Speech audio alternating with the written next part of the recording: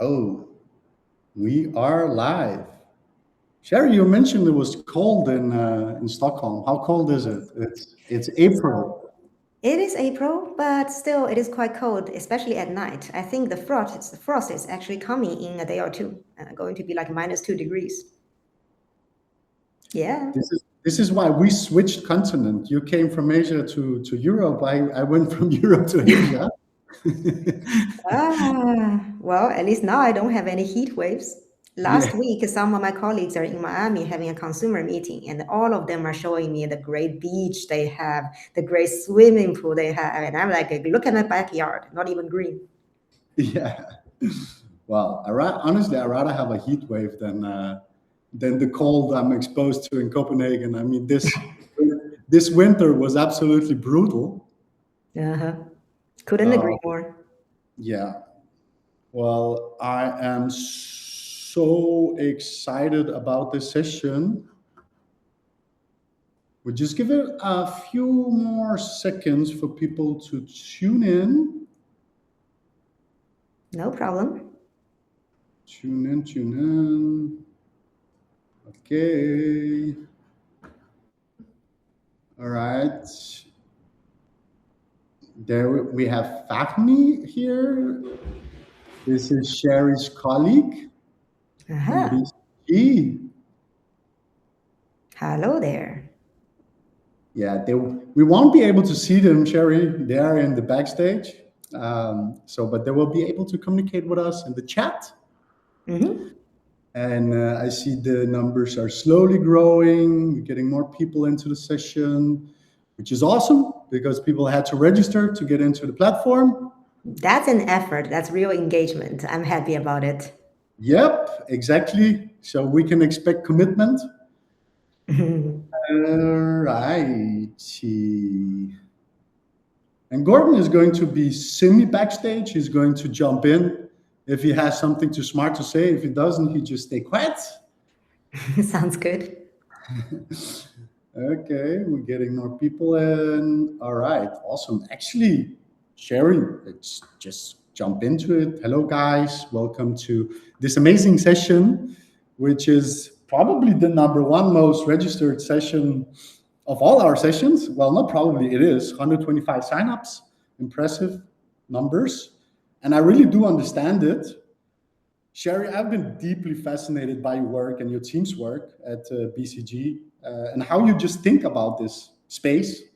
And the reason why much of your research really hit me so hard is because I've spent so many years in the space talking with people who run influencer marketing at the biggest brands, but especially agencies, because I pretty much work with all the biggest agencies in, at least in the US, where the majority of the biggest are centered.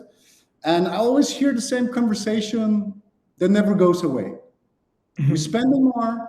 We're not sure if it is working. We can't prove it to the CFO. Or at least we're not sure how to attribute it to influencer marketing precisely. And when I read your research, I found that it completely reframed how I think about fundamentals in the space. Your research, which is backed by real campaigns, obviously, shows that when you start with consumer research, when you identify these emotionally connected communities, which you call tribes, and we'll speak a little bit more about that definition, because actually there's multiple definitions to tribe, as I see it. And getting to understand what they talk about, what moves them, which voices they trust, only then you should select the influencer. And the results we have seen on that front, or you have seen, is 6x more efficiency, 20% sales uplift in the first month, and 90% positive sentiment. So, ladies and gentlemen, with me is Sherry Wu, as a partner, a newly partner in Boston Consulting Group, associate director Boston Consulting Group. She has co-authored some of the pieces of research that I've been a student of, even before I got to know Sherry, I believe. Now, consultants are often criticized for being very disconnected from execution. But Sherry is quite the opposite. Having worked with her and seen her engage in our community firsthand, I can tell you she is testing way more tools than we are. She's understanding the platform dynamics better. She's digging into social listening data infrastructure better and understanding influencer marketing on a tactical level that many would be fully envious of. So, Sherry, without further ado, I actually just want to start with asking you from your client work, what are the common reasons why influencer campaigns actually fail to deliver? Well, that is actually a very good question. And from my experience working with the big brands, there are three common pitfalls we typically observe. Number one of which is ad hoc campaigns that each market use their own ways of working, use their agencies, and then trying to activate influencers without a clear picture of who are the consumers I'm trying to target in mind. And their execution goes in different ways. Some have a different selection criteria, some boost the content, some don't. So it's just very different picture, even though they all work under one brand. And this would lead to some of the subscale campaigns that doesn't really make sure that they have the best impact they could achieve. So that is number one. You don't really have a clear target consumer in mind to guide your execution. And then number two, what we see is, of course, unclear measurement. And this is like the pain point majority of the brands actually complain about. One of my clients even mentioned it's shit in, shit out. You don't know where you're spending the money. The numbers doesn't pop up in the system, and you don't know how much you're getting out of that money. So it's basically a pain point to prove to all the CFOs and the colleagues alike, why am I spending so much money here? Even though everybody says influencer is great, it works. And the number three, that is also an interesting thing that we observed, is too high dependency, or some would say too high trust in the agencies they work with. Because they would typically say, here is my budget, here is my brief, you do it for me. And then when we ask the brand team, have you actually seen all the content that went live? The answer is not always yes. Interesting. And we spoke about this briefly before we jumped online. I think all the most credible sources in the industry, when they ask influencer marketers, what are your core challenge? Number one with 32% on average is always measurement problem. And number two is finding the right influencer. Is that also sort of what you see as the narrative when you work with clients? And do they at all mention targeting the wrong audiences in the first place being a problem? And the funny thing is, majority of the pain points the brands talk about is always the executional down the line, talking about the selection, talking about the measurement, but rarely anybody actually think about, am I really targeting the right consumers? Am I actually making sure through the right influencers, having the content, going towards the consumers I want to engage with? That's rarely actually a discussion topic. But if you really think about tracing back to the root cause where everything went wrong, it is because you don't have a really clear target in mind. If you just think about, you have the measurement, you have the KPIs, you can see the numbers, and you reach the wrong consumers. Even if your impression figures is impressive, doesn't mean you're actually achieving the best potential of your campaign. Maybe you're basically boring the wrong consumers with the content you really love, and then they start to think maybe your brand is not really something for me. It can actually cause negative sentiment in terms of brand building if you don't have the clear target in mind. Yeah, absolutely. That makes a lot of sense when you frame it like that. I think the most important thing for us, obviously, is here to lay the foundation of what we're actually talking about when we talk about tribes. How to identify emotionally connected consumers. And as far as I understand it, Sherry, we're talking about consumer tribes, not influencer tribes, because in this space, when I hear tribes, I always think about influencer tribes, because when all the big brands talk about tribes, they're talking about, for example, everyday consumers of the product. Dove has this extreme big community of deeply emotionally engaged influencers with the brand, and same with Glossier and many of these beauty brands. And they sort of try to unlock their audiences through influencer tribes as a channel. But you phrase it quite differently. I think you are speaking about actually audiences as a tribe and then finding the influencer. Can you walk us through what a tribe looks like in practice versus traditional audience segment? Oh, yeah. So when we talk about the tribes, we talk about emotionally connected consumers online. Those group of people, they share social demographics, they share certain traits, especially their lifestyle, their affinity, interest, hobby. So they have like common topics they're really interested in and passionate about. It's only when you really understand where these people spend their time and then what kind of content they like to watch, who are the individuals they actually follow and trust, can you find the right influencers and then make sure their creativity helps the brand to make the content that resonates with them, and you can meet them on the right channel where they spend most of the time. So the focus is actually the consumer. The understanding of them helps you to plan and execute on your influence and campaign down the line. If you start with the influencer directly, then this is like almost like you already have your answer before you understand who you are trying to talk to. Then it's very difficult to tap into the right conversations they are most interested in. And then when But we look at the actual tribe profile, if you think about we already have an audience, we use audience to plan paid media, for example. The difference where we look at a tribe is on top of the common demographics as well as the interest tags, we add more social perspective on top. For example, we want to understand what are the key conversations these consumers talk about online. What are the, for example, like trendy top keywords or hashtags those people are engaging with. So you're able to tap into their culture, tap into the conversations they care most about to be able to engage with them. So it's a lot more comprehensive.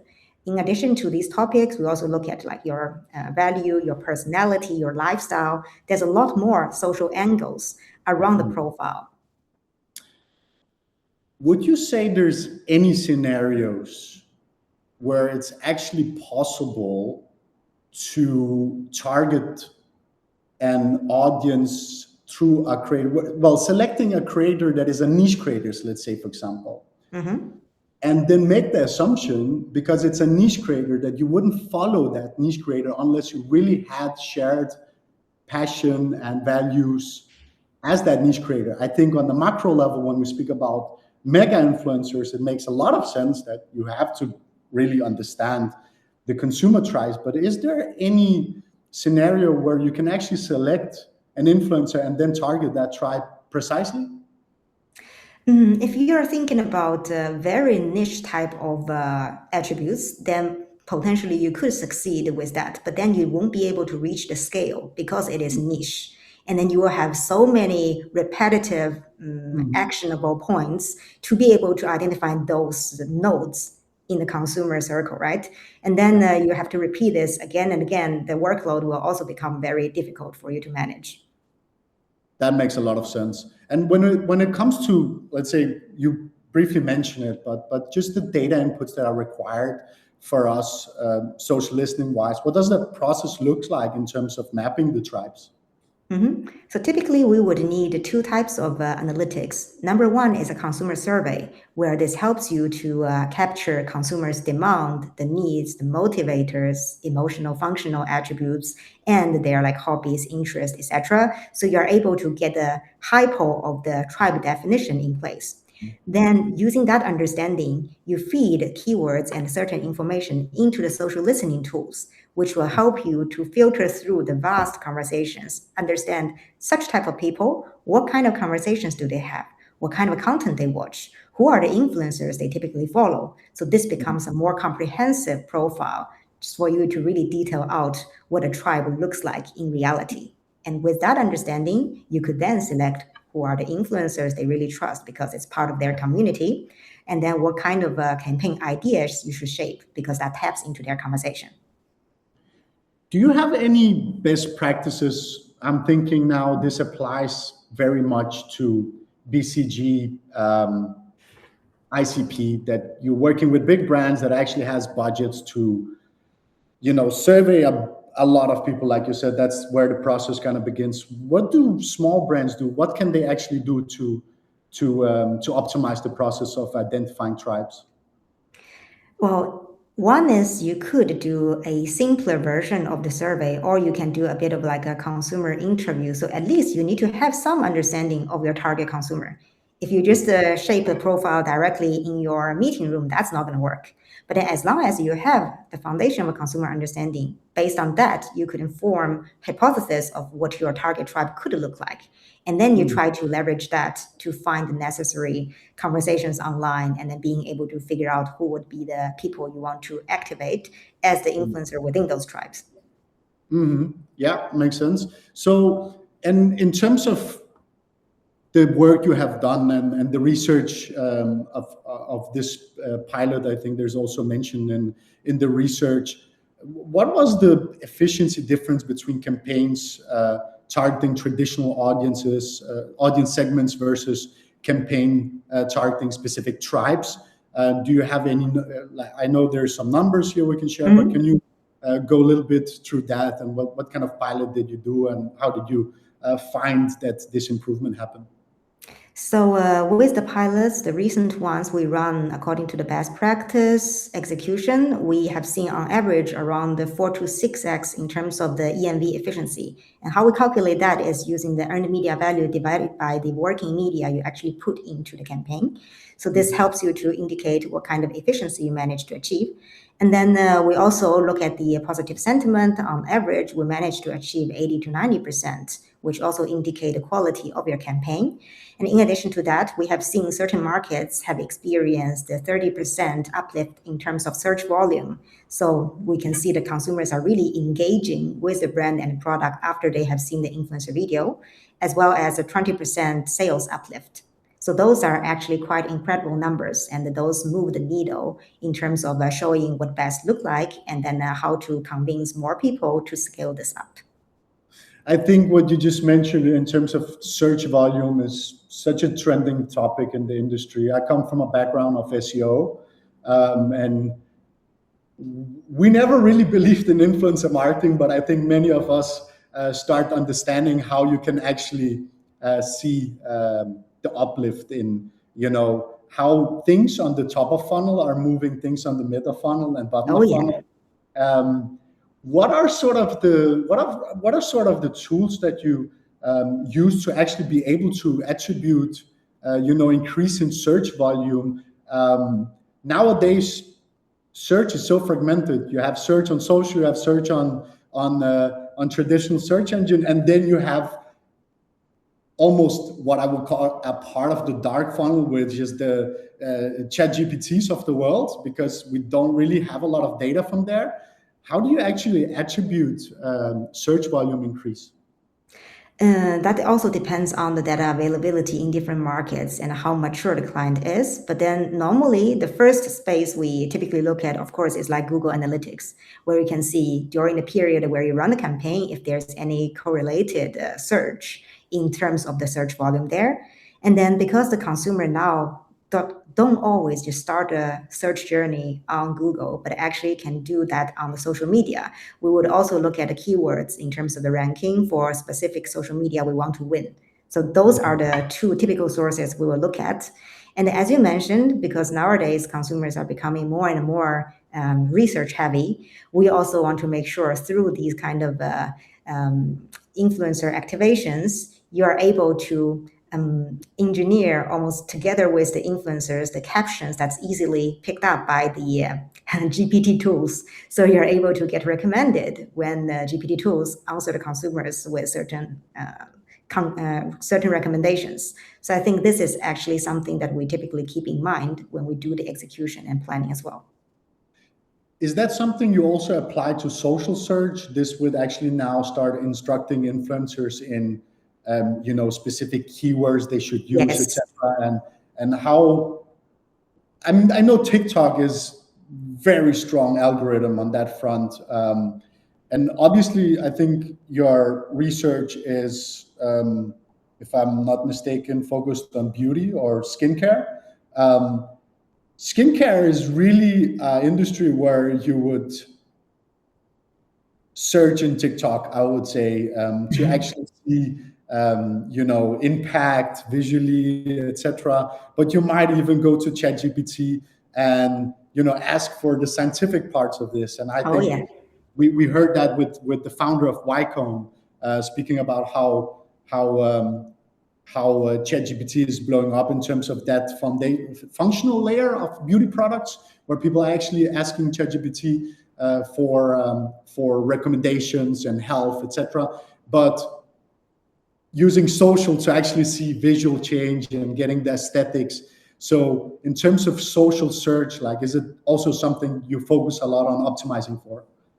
Would say so, especially with the recent campaigns. We learned that actually consumer would do quite a bit of a search already on the social media, and in order for this to actually naturally adding more impact towards our campaign, we would want to build in that kind of keyword mindset when we do the briefing with the influencers. So there's a specific keywords we would want them to integrate into the overall creation of the content, and then this becomes easier to be picked up. And how well do you understand the algorithms in terms of, for example, how much impact are the keywords actually driving on TikTok versus the video itself? Do you have to kind of mention it, in the video, or should it be in the caption, or what kind of weight do you attribute to the impact on these channels when you optimize for keywords? I would say if it is like a common search term, because we can understand this through the native toolkits from the social media to understand what are the keywords that people are searching for. And those are the ones that we normally would want to be embedded into the caption, because that's like natural language processing. People search for specific things, they will pop up. And then the video itself, if you ensure the quality of the video is good, and then it resonates with your target consumers, they will automatically get recommended, because you know that like TikTok engine or nowadays Instagram Reel, the same, will recommend what they think you might be interested in. So for us, it's make sure there are a few of the real good keywords embedded in the caption, and make sure the video quality and the content actually resonate with your target consumer. Absolutely. I think we have a session about this in our community as well, so I can motivate you definitely to look into that. But I think the algorithms are changing so fast, and we should probably have another social SEO session and ChatGPT session in the influencer marketing space. So now let's talk a little bit about the 5 engines of execution, what precision looks like operationally. Can you walk us through these 5 engines? Which one do you find brands most consistently underestimate and under-resource?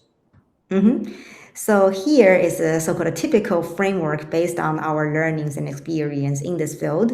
On the top, you see 5 executional engines. Those are about the muscles you need to be able to design, plan, and execute a campaign end to end.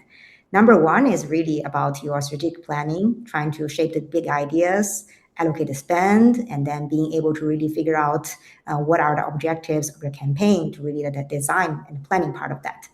Number 2 is the engine that I think a lot of brands would overlook. That's the consumer analytics, because we want to make sure not only you have a consumer-centric approach, you understand your target tribes, but also you use the consumer analytics and social analytics, do social listening to understand what are the trendy topics out there. Or is there some really good trend you should actually jump on to shape your campaign ideas about? So this analytical engine is something that is quite central to the overall best practice in terms of planning and execution. But then not all of the brands have the internal resource or talent to be able to do that, nor are the agencies they work with. So this is the part that I think is lacking quite a bit. And without that, you won't be able to really understand what the consumers are talking about and miss out on the opportunities of the hot trends that you should tap into. So this part, I think, is really something that the brands could double down on and then look into. Then on the third engine, that is more about like the selection and the relationship management, to be able to select the right influencers, ensure you have set selection criteria to make sure that your profiles you actually engage with meet the minimum threshold you set up, and then make sure that they actually fit your target tribe preference. They are part of the network that you're trying to reach. And number 4 is on the creative and the storyline part. And here it's the briefing part as well as the content review. And here is the part that the most of the brands find quite painful, is because briefing actually is a human intensive job. and this requires a lot of creativity as well. You want to make sure you give influencer a very lean brief that incorporates all the tribe insights and can give them the guidelines needed to come and to be able to create the content that resonate with the consumer target tribes. But then you don't want to script anything. It's a fine balance to make sure that the influencers and creators you work with can still use their creativity. And then once they have done their job, it is quite important to look at the content they produce to ensure the quality delivery. And if you don't do that, it's very likely that sometimes you will get entertaining content, but it doesn't help you to build a brand. And Yeah. last but not least, that's the measurement part. You measure the right KPIs and make sure you're able to distill the learnings from the data you see. So those are the end-to-end execution engines. And then to be able to really scale such best practice, you need to be able to have the enablers in place as well. And that we say is the data and tech you need. For example, you need to have the social listening tools, have an enterprise influencer management tools that all the markets and the agencies use. So the foundations need to be there. And you need to have the right operating model with the talent in-house, as well as working with the right agencies under the desired ways of working so you can execute things effectively.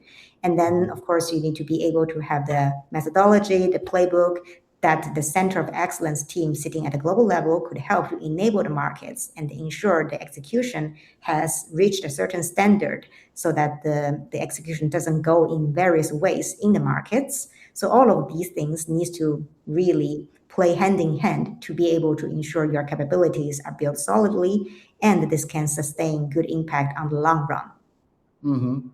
And you mentioned, as I've decode what you're saying, basically that consumer analytics was the biggest challenge for brands. Is that the same that you actually see for agencies themselves? I had the pleasure of speaking with a founder of a very, very big agency in the space. I'm not going to mention who it is because it was a little bit negative what I found. Basically, they got a $20 million plus deal, and they hired, if I'm not mistaken, BCG or McKinsey to do the consumer analytics for that campaign. That is quite insane. So basically, you are hiring an influence marketing agency to run your influence marketing campaign, but extending consumer analytics and actually also measurement and outsourcing that to a big consulting firm. What do you think about that? Is that sort of also what you feel you see in for the influence marketing agencies where they're lacking? What I have seen is that not all the agencies have the level of details and capabilities needed to be able to really shape, let us say, the consumer-centric understanding, to be able to go all the way with the social listening, with consumer analytics to help the brands shape the target consumer tribe profiles.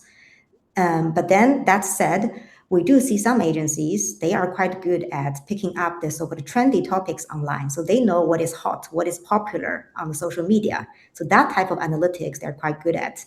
And then some of them is able to help the brand to shape good campaign ideas. But then the real consumer targeting and understanding, this is a part not all agencies is able to do. And that's also why I say brands typically overlook that, and nor does the agencies they work with. Absolutely. So I'm just going to skip one question because of time. So in terms of measurement, this is one of my favorite questions actually, because I'm a big OKR guy. And I think everybody that works with me are sometimes bothered with my focus on OKRs. So on measurement, BCG recommends 2 hero KPIs and a set of performance KPIs connected to campaign objectives.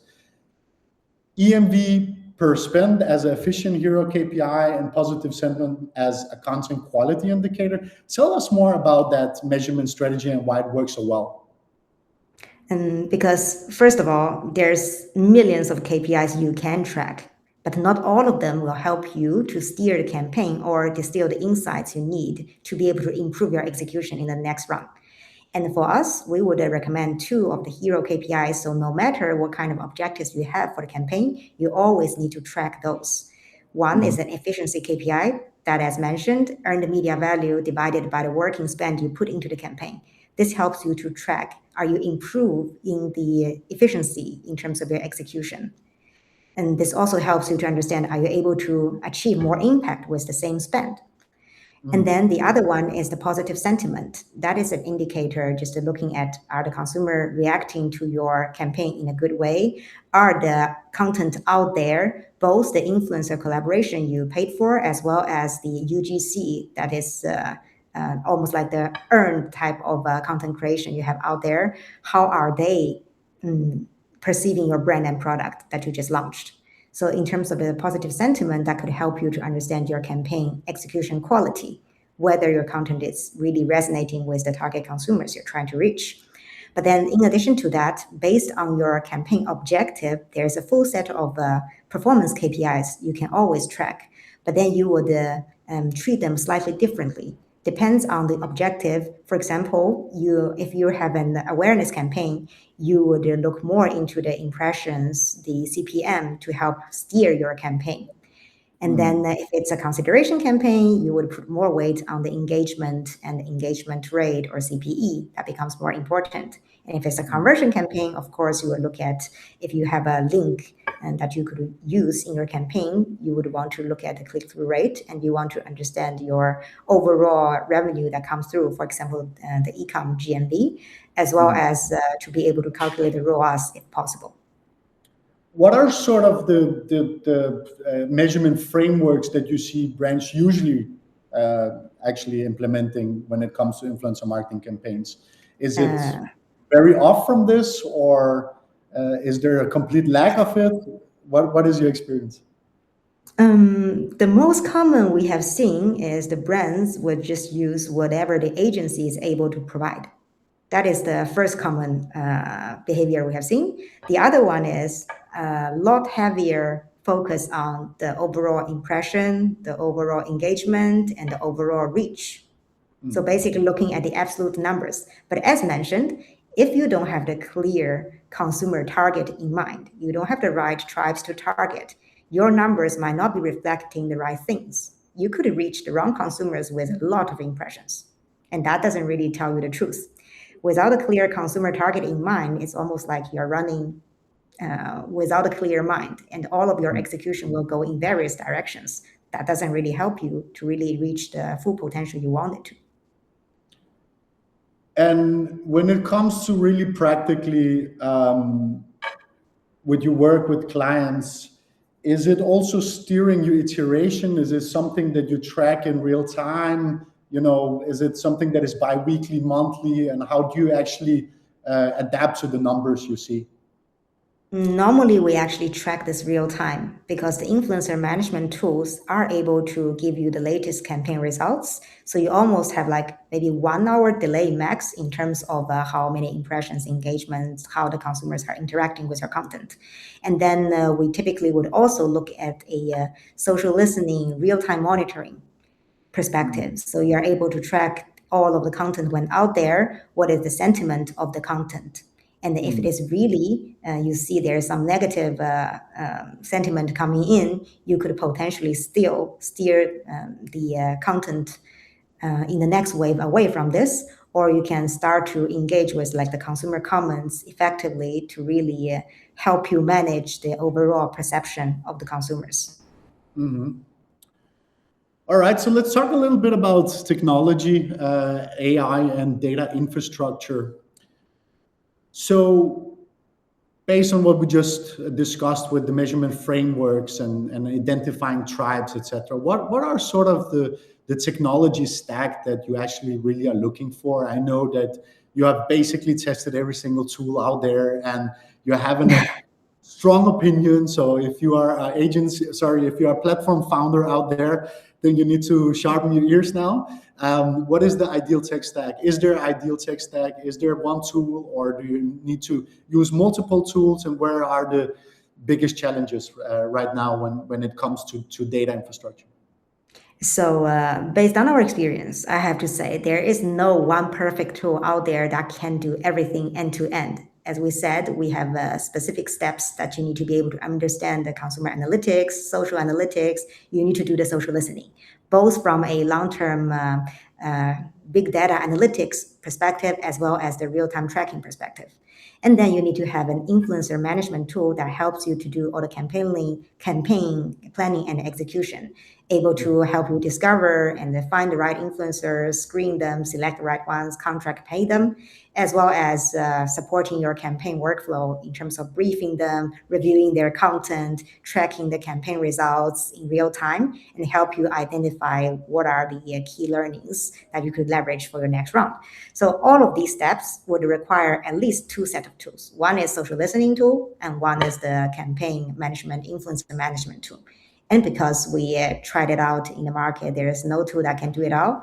We typically do a combination. And most of our campaigns, we use 3 tools, just because for social listening, the ones really good at the big data analytics are not very good at real-time tracking. So we always onboard one for analytics, really analytical heavy type of capabilities, and one for real-time tracking, and then another tool for the campaign management and influencer management. Why do you think it is like that we don't have a platform yet that have mastered this end to end? I have to guess one is because the data availability, because each platform has different partnerships with the social platforms. Not all of them are willing to share the data to be able to enable such functionality end to end. So even if some of the tools, they tell us, we have TikTok data, we have Instagram data, and once you start using them, you realize Instagram, it has to be hashtag based, you have to connect account, and TikTok, you have to basically have limited the coverage on the account you authorized instead of the overall platform. So this is like the data availability is actually a very big challenge for the different tool partners to conquer. And we have a question here in the chat. Top social listening tools for influencer marketing.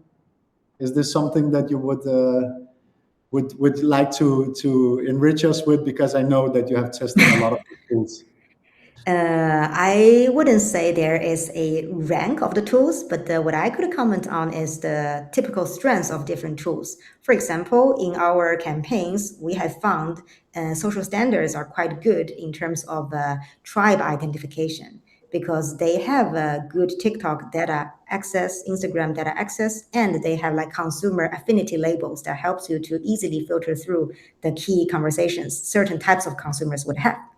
And then we also have tested, for example, like Synthesio, which is pretty good for big data analytics. You're able to really understand the consumer perception of different brands. So you're able to do like share of voice, sentiment, and perception type of analysis compared to your peers.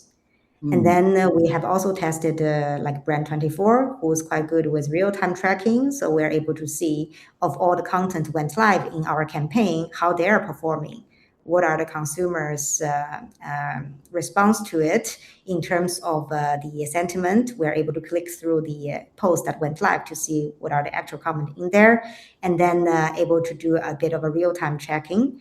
And then if you think about the influencer management tools, we have tested Creator IQ, Tracker, CoSquare. All of them are able to do the influencer selection, being able to help us to set up the criteria we need to validate the influencers. And then some of them, they would have like a recommendation engine. You just tell it what kind of campaign brief we have, and then you will have a short list of the influencers that match the profiles better. And they would have metrics such as like audience activity or audience credibility to help you to validate, is this influencer profile real or not? So all of those tools, I would say, are quite useful. But exactly which ones brands should use, I would recommend you do an actual RFP, and then you do a trial with the tool to really find the ones that fit you best. Fair enough. So BCG warns about brands or relying on data-inflated, superficial, successful influencers who look good in numbers but don't drive genuine connections. As AI scoring becomes prevalent, how does the tribe-based approach guard against this? I mean, you still need to have a human factor in there. The brands need to have an internal governance around this, especially with like a manager or a specialist who has good eyes for what good content looks like and who has experience in this field, able to really double tap into the content the influencers actually produced so far to understand, is this the profile that would resonate with your tribes you're trying to target? So you can leverage AI as much as you want, but then you still need to have a human factor to balance this out. Mhm. And in terms of operating model and transformation roadmap, BCG knows that transformation typically requires 3 to 4 months of intensive work across the 5 core engines that we just mentioned. What does it actually look like week by week? What is the minimum viable team? Can you elaborate a bit on that? Yeah, so the real transformation journey could take quite long because Rome is not built in one day. Transformation journey can take like years, but then the first 3 to 4 months, we can always do a pilot to test and learn. And in that pilot, you typically would set up a team with dedicated influencer manager or specialist. And then you have support from the media manager who is helping you with the amplification down the line. And then you would also need the brand team engagement or the product category team engagement who really understand the consumers and the brand as well as the product the influencers are trying to help you convey to the consumers. So they are able to do content review as well as influencer selection validation together with you. So this is like from the brand team, we would have a minimum team like that. And together with their influencer agency and the media agency. The influencer agency would help you to do the arms and legs of work in terms of reaching out to the influencers, helping you to briefing them, and then helping you to set up the measurement you need. And then the media agency will help you to do the paid amplification because it is following similar rules as you do the media campaign. So those would be the minimum resource we would look at to be able to do a pilot campaign. And then for the 3 to 4 months, the first 2 months, around 8 weeks, we would really double down on the consumer analytics, help you to identify who are the target consumers you're trying to reach, how you could best engage with them to be able to select the right influencers, come up with a tribe-specific brief that will help the influencers to produce resonating content, and then being able to start putting some of the enablers in place. For example, you can have a test of an enterprise influencer management solution to be able to do the test and learn in this pilot. And then you could also start to practice with the best practice execution. So we do the hand in hand campaign planning and execution together with the team on the ground, with the brand team as well as with the agencies they work with. So we can really show what the best practice look like. And then it's almost learning by doing through those weeks. And then the first 8 weeks, after you have clarified the analytics, the consumer profiles, you do the selection, you do the briefing, you do the content review and launch preparation. So you're ready to launch afterwards. And then the next 4 to 8 weeks would be focused on the actual campaign. You launch the campaign, you do real-time monitoring, and then you do in-flight optimization for your amplification work as well to be able to really see how your preparation actually matured over time and see how this actually landed with the consumers. So this is going to be like the pilot campaign end to end. Typically would take around 3 to 4 months, as you mentioned. There's one thing that struck my mind. I think McKinsey came out with State of Marketing in Europe a couple of months ago, and one of the core focus areas was being able to understand trends and act fast on it.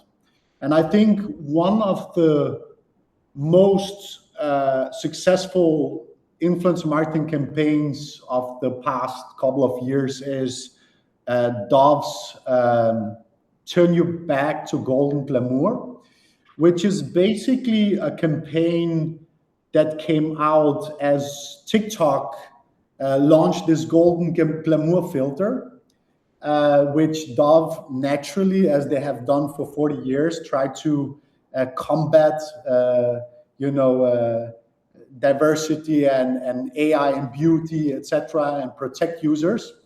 they basically went out in a matter of 48 hours, created an influencer marketing campaign that I think get like something like 6 billion impressions. Mm-hmm. How do we create a infrastructure to be able to have this almost always on kind of consumer analytics and being able to actually tap into trends? Because I guess when we create creatives that are centered around trend spikes, it just have much more impact. How do we do this to be able to be agile enough to actually execute faster? I mean, this is also related to the consumer analytics engine we talked about. On one side is you really understand consumer conversation. On the other side, you look at what is the trendy topic popping up on different social media. And then in order to do so, you first need to be able to access this kind of data. And you need to have people in-house or with the agencies you work with have that kind of a trendy mindset. You yourself needs to be a heavy social media user who's able to really identify what is actually popular now, what are the things that would be relevant for us to actually tap into. And this kind of insight mind, the trend savviness is something that is a must for you to be able to act fast. Without that, you don't even know what is happening out there. We actually have seen clients who has influencer teams who themselves don't always use social media. And that is definitely not good enough to be able to have that kind of mindset. Absolutely agree. And when it comes to for brands at different maturity levels, one that has never done tribe-based targeting versus one that has this basic influencer programs that we see the majority of brands having, where should each start? How would you say that an influencer marketer should start actually building this muscle? So if you have never done this before, I would say try to fix the basics. One is to start a consumer analytics to really clarify your target consumer profiles, and then start to build the best practice in terms of like the playbook your markets and the influencer teams can actually adopt towards. While for the ones who has already had some of the good learnings and started on this journey, and you have a basic consumer understandings in place, I will say to start refine your muscles around this and help your teams to get the necessary enablers in place to scale best practice. Have the learnings shared across, and don't just let it waste in each of the separate markets. And the last question for me here is basically to all the founders of platforms, of social media platforms, influence marketing platforms that we have in this community. What would your message be to them in terms of what is required in terms of changing the technology to be able to improve tribe targeting? I would really love to see if there's a platform that could have this magical solution that supports our workflow end to end. And even if not possible to do so, would say better data availability and the transparency on what is possible to do versus not. All right. I think we came to the end here. Is there any questions, Gordon? Yeah, that was great, Sherry. Actually, really fantastic, both of you. I thought that was really insightful. Do you know one of the things that I've always been concerned about is how do we position influencer marketer almost as a media buy? You know, when you look at the typical marketing budget and the way that it's allocated spend, we still haven't got a line in the marketing budget that says influencer marketing in the main, because does it fit within PR? Does it fit within marketing? Where does it fit?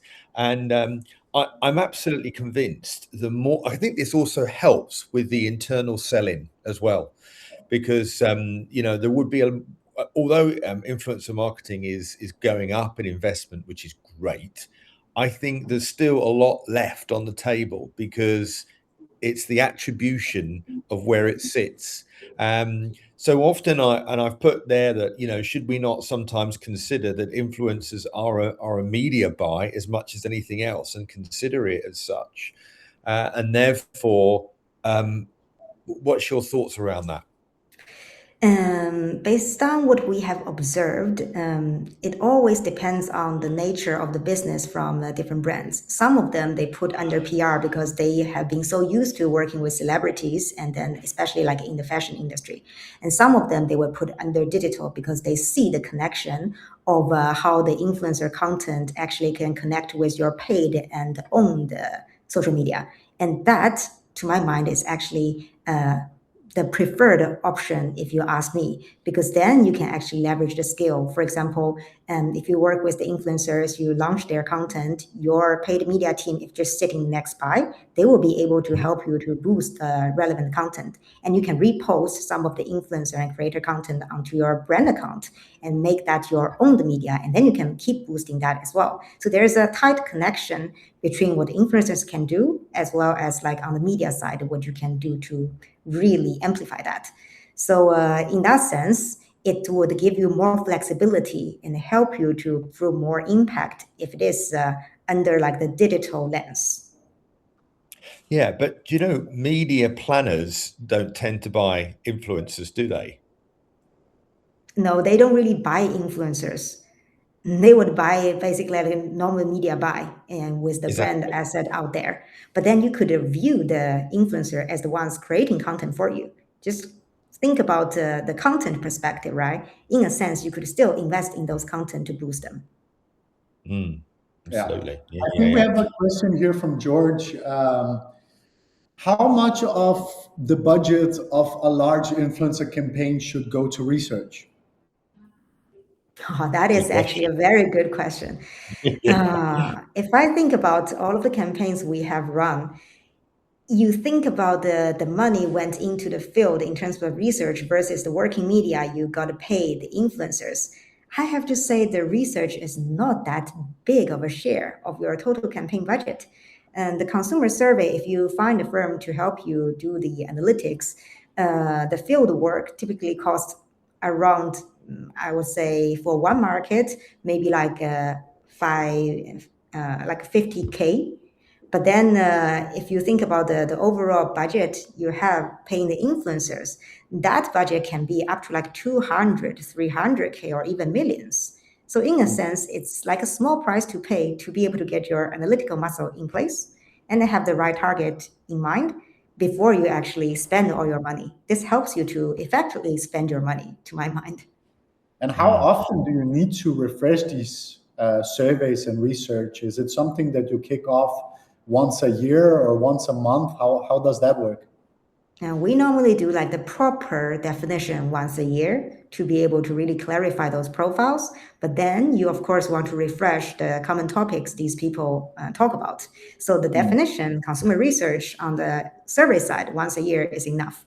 But then the social listening side to understand what are they talking about, I would say the more the merrier. So that type of a social listening capability is quite important. And are you guys mainly doing qualitative research or quantitative research? What does it look like? Is it interviews? I think in my past I have worked with a pretty big consulting company for an e-com brand that I worked with. And I remember this was basically a online liquor shop where they choose to video interview 30 consumers, and they spend months interviewing these 30 consumers, and basically we got literally nothing out of it, to be honest. Besides an awesome bill we had to pay. So what are the kind of research that you usually do, and does it vary between the industries? Most of the time, we actually do consumer survey-based research. And then typically the sample size for a large market would be more than like 1,000, 2,000, or 3,000 answers to help you really establish a foundation. For us, I think the most cost-effective way is the survey as the format. Interviews actually is quite labor-intensive and takes a lot longer for you to be able to get ready with the MVP to go out there. But if you have the research budget and you have the time and you want to really double down on that, you could still do it. Absolutely. Gordon, you have any more questions? Yeah, I can see something from Eric, and he said this is why influencer marketing should be its own team or under leadership that understands how to maximize its potential across all the funnels and build cross-functional partnerships for multi-channel amplification. That is pretty much what we were saying earlier, isn't it? And couldn't agree more. knowing the home it sits in, and I think that's also about raising the profile of this discipline. It used to be, in many ways the baby child of marketing. Well, now it's sort of grown up, and now we've got lots of these influencer roles within corporates as well as anything else. So I think we're going to start to see this appear on the marketing budget before long, if it isn't already. But yeah. Yeah, couldn't agree more, because the influencer activation requires different capabilities compared to your traditional PR or compared to your media buy. Even though that we say there's a close connection with your media buy to really amplify your impact, but still the capability requirements is different.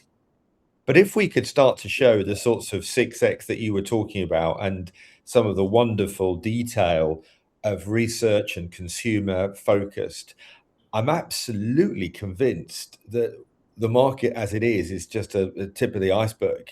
And a lot of the reasons why it isn't bigger is because some of the stuff that we've been talking about today just isn't as visible, as widespread as it could be. Yeah, but thank you for that. It's great. Awesome. We have any more questions? No, not really. Well, Sherry, thank you so much. Sorry, I'm looking at you like this. I have a screen that is this wide. Thank you as well. You're basically a real human here on my screen. Oh my God. I wonder how that looks like. You should get one of these. It's what is it? A Samsung Galaxy, I think it's called. Amazing for productivity. And analytics, now that we're speaking about analytics, you're going to have 3 kind of dashboards open. So thank you so much. We are big fans of yours, Sherry, and very, very, very grateful that you are part of our community. Thank you. And as if well. anybody Really wants to, appreciate this. if anybody wants to continue, by the way, the conversation inside the community, which often happens, we're going to share the video, aren't we, and all the details after, aren't we, Djanan, as well? We are going to have a live on LinkedIn with this. Yeah. So we're going to distribute it on LinkedIn. Yeah. Looking forward to that. And even though that maybe our conversation today might make it look like it's quite easy practice, but it's actually not easy. There's a lot of work going into it, and really a lot of effort to make it right. Absolutely. And I've seen what you guys have done. It's phenomenal. Yeah, lots of prep. I'm just going to share the research here in the chat. Really would motivate everybody to read it, which Sherry has co-authored, and I'm a big fan of this content piece, because actually when I saw it the first time, I shared it with my whole team at Influencer Marketing Hub, and we wrote also about it. So please read it. It's amazing. Thanks a lot. Really appreciate that. With that said, thank you guys. Thank you as well. Have a nice day. Cheers. Bye. Ciao. Bye-bye.